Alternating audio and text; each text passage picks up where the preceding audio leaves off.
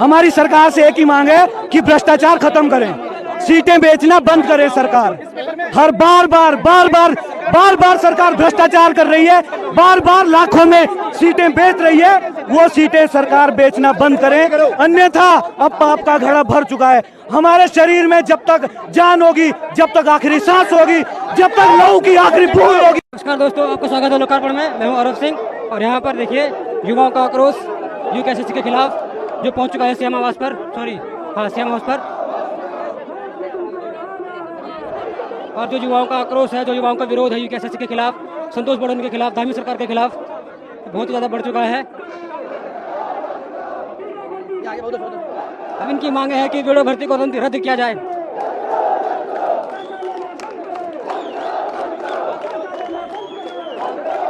आप देख सकते हैं किस प्रकार यहाँ पर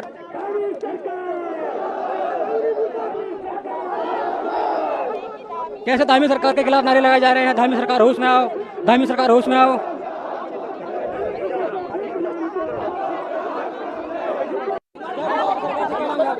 हमारी सरकार से एक ही मांग है कि भ्रष्टाचार खत्म करें, सीटें बेचना बंद करे सरकार।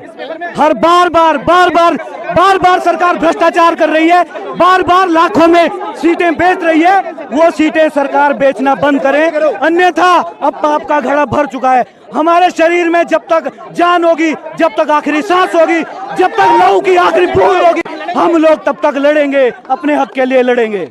देख सकते हैं युवाओं का आक्रोश, युवाओं का जोश जो किस प्रकार है एकदम सरकार के खिलाफ, जो कि एकदम ऐसा हो रहा है कि जैसे कि पता नहीं क्या उनको क्या जोश आ गया हो, उनके अंदर एक ज्वाला सा फट गया है सरकार के खिलाफ, जो सरकार ने उनके साथ धांधली की है।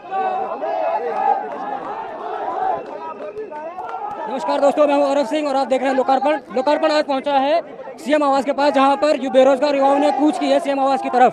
यहां पर इनका आक्रोश है, इनका विरोध है सरकार के खिलाफ। सरकार के खिलाफ इनका विरोध है कि जो वीडियो का पेपर हुआ था उसको रद्द किया जाए, ताकि जो धांधलीबाजी हुई है। और आप देख सकते हैं कि जो युवा है, जो हमारे उत्तराखंड के युवा है, जिनको काम पे होना चाहिए था, जिनको काम करना चाहिए, जिनको घरों में होना चाहिए था, तैयारी करनी चाहिए थी आगे के एग्जाम की, वो यहाँ पर सड़कों पर बैठ रखे हैं। यहाँ पर देखिए सड़कों पर बैठ रखे, अपने हक के लिए बैठ रखे हैं, अपने अधिकार के लिए बैठ रखे हैं। ये युवा जो दिन रात मेहनत करके पढ़ाई करते हैं और उनको उनके रिजल्ट के बदले सिर्फ नाकामयाबी सरकार की तरफ दी जाती है, यूकेएसएससी की तरफ दी जाती है। क्योंकि जो इनका आरोप है, इनका आरोप है कि जो सीटें हैं वो पैसों में बेची गई है, 1/3 सीटें बेची गई है पैसों में, 1/3 सीटों की दलाली हुई है। वो इन बच्चों का आरोप है, इन युवाओं का आरोप है। आइए इनसे पूछते हैं।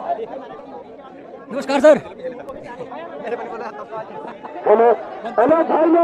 वन दरोगा 232, वन दरोगा घोटाला, वन दरोगा भर्ती घोटाला यूकेएसएससी आया है। तो यहाँ पर कितने घोटाले किए सरकार ने? एक तो वीडियो का मामला सामने आ रहा है, फिर वन दरोगा का मामला भी सामने आ रहा है। उसमें घोटाला हुआ था वन दरोगा में? सर वन दरोगा में तो अभी तक का सबसे बड़ा घोटाला है ये। इस पे इतना बड़ा इन्होंने इरेगुलरिटीज दिखा दी है। एक शीट में इन्होंने 26% डिलीट कर दिया क्वेश्चन। यूकेएसएससी वीडियो में भी वैसे हुआ है क्या? वीडियो में 4-5 क्वेश्चन डिलीट करे, पर यहाँ पे 332 क्वेश्चन डिलीट कर दिया। दोनों में ये क्वेश्चन डिलीट करके बोनस दे रहे हैं। जहाँ तक मेरा ख्याल है वन दरोगा वाला तो 2018-19 का है, नहीं? वन दरोगा वाला 2021 में एग्जाम हुआ था। 2021 में हुआ था, 2019 की वैकेंसी थी, 2021 में ये एग्जाम हुआ। 1800 क्वेश्चन में इन्होंने 332 डिलीट करके बोनस प्रोवाइड कर दिया। जिन्होंने सवाल गलत किए थे और जिन्होंने सवाल छेड़े नहीं थे, वो क्वेश्चन इन्होंने उनको भी बोनस दे रखा है। जिन्होंने छेड़े नहीं है, जिन्होंने गलत करे हैं, और जिन्होंने सही करे हैं उनके तो कोई फायदा नहीं हुआ। क्योंकि विद्यार्थी परीक्षा में अधिकतम क्वेश्चन छेड़ के लाता है ताकि वो सेलेक्ट हो सके। अधिकतम से अधिकतम कोशिश विद्यार्थी 70 नंबर 74 नंबर लाए, और जिनके 60-65 नंबर है उनको 28, 28, 20 नंबर का नॉर्मलाइजेशन से 82-85 पहुंचा रखा है। जो क्वेश्चन हमने सही करे उनको उन्होंने बोनस में मार्क्स दे दिया, और बच्चों को भी जिन्होंने क्वेश्चन छोड़ रखे थे, गलत किए थे, क्वेश्चन एकदम सही थे। इस पे जिन्होंने गलत कर रखे थे उनको बोनस दे दिया गया, और जिन्होंने सही कर रखे थे उनका जिन्होंने सही करा उनका बेनिफिट नहीं है, क्योंकि विद्यार्थी वही अधिकतम क्वेश्चन करता है ताकि सिलेक्ट हो पाए। और जिन्होंने कम क्वेश्चन किए, जिन्होंने छोड़ रखे हैं, क्वेश्चन में त्रुटि नहीं है और आंसर में भी कोई त्रुटि नहीं है, क्वेश्चन और आंसर दोनों सही है, लेकिन उन्होंने 18, 32, 26, 27, 27, 28 क्वेश्चन डिलीट कर रखे। सबको बोनस दे रखा है 100 में से। वन दरोगा एग्जाम है सर 332 क्वेश्चन जो डिलीट हुए 18 पालियों में, उससे जो मेहनती छात्र हैं, होनहार छात्र हैं, उनके साथ धोखा हुआ है। और जो 332 क्वेश्चन यूकेएसएससी को वापस लेने चाहिए, क्योंकि वो किसी भी साइड से कोई भी एंगल से गलत नहीं थे, जिसमें उन्होंने सबको एक-एक बोनस अंक दिए हुए हैं। बहुत बहुत धन्यवाद। तो आप देख सकते हैं कि जो यहाँ पर युवा हैं उनका सिर्फ जो एग्जाम हुआ था यूकेएसएससी में, अभी आ रहा हूँ आपके पास भी आ रहा हूँ, आपके पास भी आ रहा हूँ। देखो साहब, दिक्कत देख रहे हो आप? मैं देख पा रहा हूँ, जो भीड़ देख रहा हूँ, मैं जो जोश देख रहा हूँ, जो विरोध देख रहा हूँ, सब देख रहा हूँ मैं। पढ़ाई लिखाई छोड़ के यहाँ पे बैठ रखे हैं। मैं वही तो देखना है, वही तो देख रहे हैं। जो बेरोजगार है, जो हमने जो मेहनत करी है, उसका फल यहाँ बैठ के देना पड़ रहा है। ये एस राजू सर आईएएस है ना, अगर उनके पेपर में धान ज्योति बन पाता है आईएएस? कोई नहीं बन पाता हूँ, बात आपकी बिल्कुल सही है, पर आईएएस एग्जाम तो नेशनल लेवल का है, यहाँ पे बात यूकेएसएससी की होती है। फ्री निकल रखा है, एसी में इंटरव्यू दे रखा है, उन बंदों का नहीं होगा सिलेक्शन वीडियो में, तो आप खुद सोचो ना धांधली बड़े पैमाने पे है या नहीं है। तो यहाँ पर जैसा कि आप देख रहे हैं कि जो युवा है, जो बेरोजगार युवा जो यहाँ पर धरने पे आ रखे हैं, उनसे सिर्फ वीडियो के एग्जाम के लिए नहीं, बल्कि वन दरोगा के भी एग्जाम के लिए आ रखे हैं। जो 2021 में एग्जाम हुआ था उसमें भी घोटाला हुआ था, उसमें भी ये यूकेएसएससी के खिलाफ प्रदर्शन करने आ रखे हैं, संतोष बड़ौनी जी के खिलाफ विरोध करने आ रखे हैं। और मैं आपको बताना चाहूंगा, ये देखिए कैसी भीड़ है, ये धूप देखिए आप, वो धूप देखिए आप, धूप में कैसे धूप में ये लोग बेचारे बैठ रखे हैं और अपने अधिकार के लिए लड़ रहे हैं, अपने हक के लिए लड़ रहे हैं। आज के लिए बस इतना ही, हमारे साथ बने रहिए। धन्यवाद। लोकार्पण की तरफ से।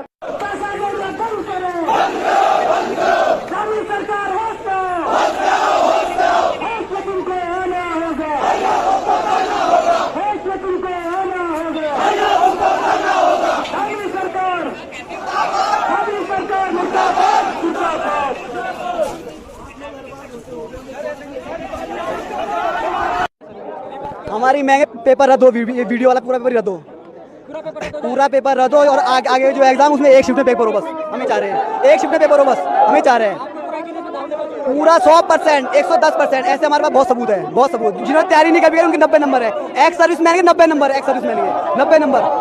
वो सेकंड टॉपर है, ex serviceman second topper Uttarakhand में, वो कैसे है?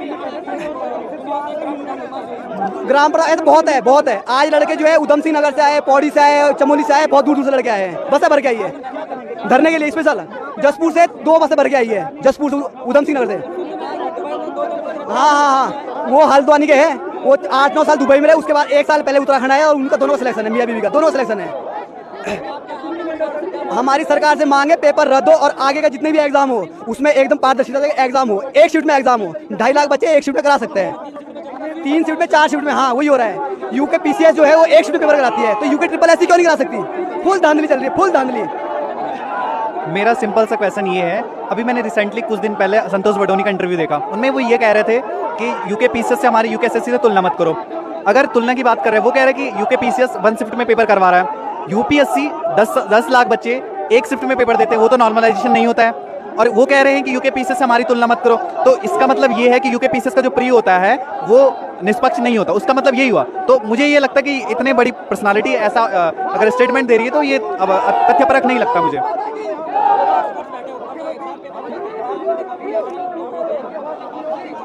हाँ हाँ, नहीं बिल्कुल।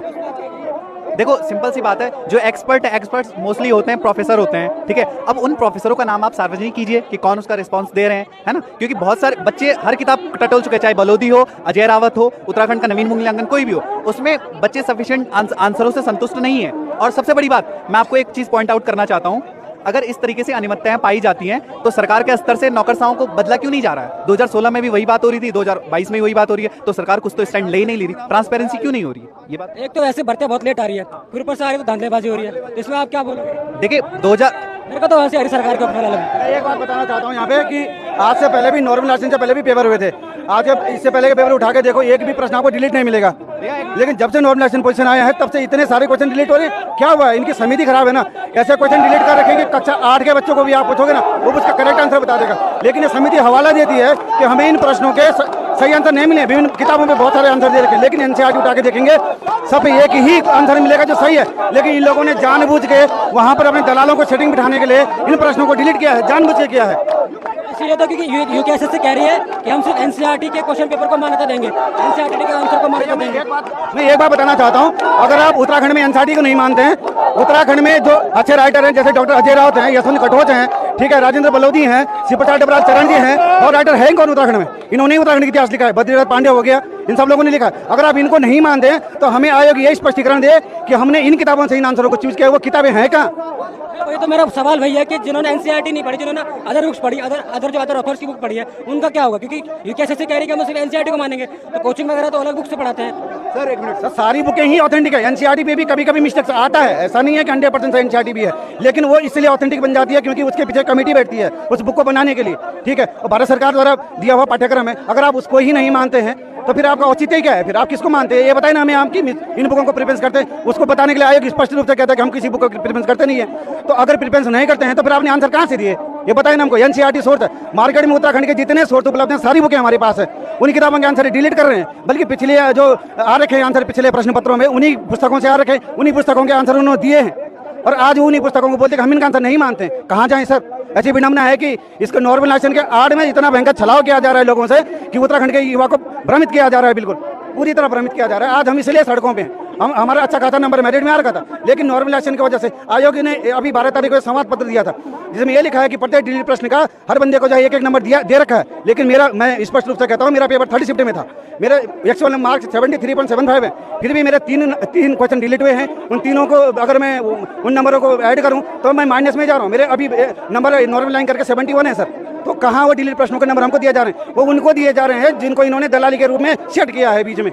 बाकी अन्य छात्र जो अपनी मेहनत से पहले मेरिट में जो आगे थे उनको पीछे कर दिया है, और जो दलाली के रूप में जिन लोगों को इन्होंने लिया है उनको आगे कर दिया है मेरिट में। ये सब हुआ है। तो मतलब आप कह रहे हैं कि जो है दलाली हुई है, मतलब इसमें क्वेश्चन पूरा मतलब जो है सीटें बांटी गई है, पूरी सीटें बांटी गई है सर, पूरी सीटें हैं। अब मतलब हम ये मान के चलते हैं कि कम से कम 150-200 बंदों के तो ऐसे हैं जो लगभग मेरिट के आसपास थे। अब जिस शिफ्ट में सबसे ज़्यादा दलाली हुई है उसके जो नॉर्मलाइज करके नंबर बढ़ा देंगे तो 70 वाला बंदा भी आ जाएगा मेरी लिस्ट में। तो कुछ बंदे ऐसे हैं जो अपनी मेहनत से निकले हैं, लेकिन 1/3 बंदे ऐसे हैं जो दलाली करके निकले हुए हैं इस भर्ती में, इसलिए इतनी सारी संख्या में लोग यहाँ पे सड़कों में हैं सर, इसीलिए है। देख सकते हैं आप, जो इनका कहना है कि भाई 1/3 बंदे, कम से कम 1/3 बंदे दलाली करके आगे निकले हैं। इस कारण से यहाँ पीछे मैं कैमरामैन को बोला पीछे घुमाए तो धरने पर बताना चाहता हूँ, कुछ और भी बोलना चाहते हैं और बताना चाहता हूँ कि जिस समय पेपर हुआ था उस समय हमने उत्तराखंड भ्रमण किया है। देहरादून स्टडी का हब है, कोचिंग का हब है, जो लड़के निकलते हैं सबसे ज्यादा यहीं से। यहाँ से मेरिट का पता लग जाता है कि मेरिट किस स्तर तक जाएगी, ठीक है। जो हमारा अनुमान था इस हिसाब से मेरिट का कि वीडियो की जो मेरिट अगर 100 पोस्टें भी अगर दलाली में जाती है तब भी 70 के आसपास 69 के आसपास जो मेरिट का रहना जरूरी था। लेकिन सर जब मेरिट हमने देखी तो बिल्कुल भौचक रह गए। 75 पॉइंट से जो है ओबीसी की मेरिट शुरू हो रही है, 73 पॉइंट पे खत्म हो रही है, सिर्फ 1 पॉइंट का वेरिएशन है। ये बताए ना हमको सरकार, ये यूके ट्रिपल सी ये बताए कि जो इतने बंदे 200 बंदे इन्होंने एक नंबर पे एडजस्ट करके आए कहाँ